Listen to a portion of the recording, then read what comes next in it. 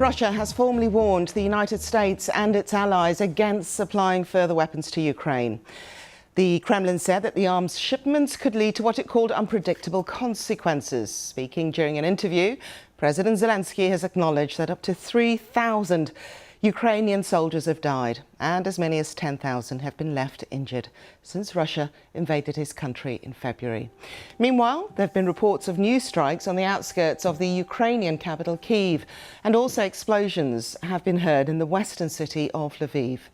And in the last hour, the Russian Foreign Ministry has said that it's banning the British Prime Minister Boris Johnson as well as other senior ministers from entering Russia over the UK's hostile stance on the war in Ukraine. The BBC's Helena Wilkinson has the report. This was once one of Russia's most prized warships. Now the Moskva lies at the bottom of the Black Sea.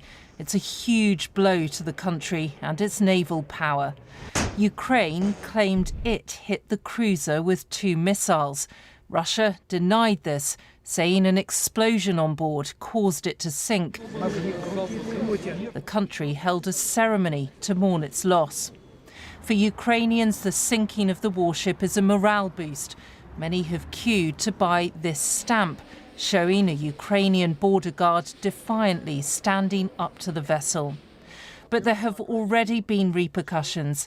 Russia says it hit a military facility outside the Ukrainian capital, an attack seen as retaliation. It's threatened more strikes on Kyiv if Ukraine attacks Russian territory. The Kremlin has also issued a warning to the United States and its allies, saying supplying further arms to Ukraine would add fuel to the conflict and could lead to unpredictable consequences. But President Zelensky has issued another call for world leaders to back the Ukrainian effort with weapons. If someone says a year or years, I answer, you can make the war much shorter. The more weapons we get, and the sooner we get all the weapons we have requested, the stronger our position will be, and the sooner peace will come. He's also warned the world should be ready for a possible Russian nuclear or chemical attack. Speaking on CNN, he said Russia could do it because people's lives meant nothing to Moscow. As the fighting continues, so too does the grim task of recovering those who've been killed in the war.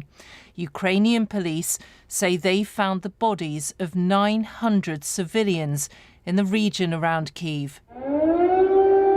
The capital remains a target, and there are fears there could be fresh attacks in and around it in the coming days. Helena Wilkinson, BBC News. Well, our correspondent Dan Johnson is in Lviv and he gave me more detail about those overnight strikes. Yeah, explosions reported in one of the suburbs on the edge of Kyiv. The mayor of the city says that emergency teams are responding to that blast. We don't have any confirmation yet of exactly how much damage has been done, whether there are any injuries or loss of life there. There was also an air raid attack on Lviv last night on this city. We're told by local officials that 2 Russian jets launched an attack having flown from Belarus. Apparently 4 missiles were fired at targets in Lviv, but they were shot down by Ukrainian air defences. It's a reminder to people here that even though they're hundreds of miles from the really intense fighting in the east of Ukraine, there are still risks, and Russia had threatened renewed attacks. It said in response to Ukrainian helicopters firing on villages over the border in Russia itself. The suspicion is that Russia is responding to show that its firepower isn't diminished despite the flagship of the Black Sea Fleet having sunk to the bottom of the ocean.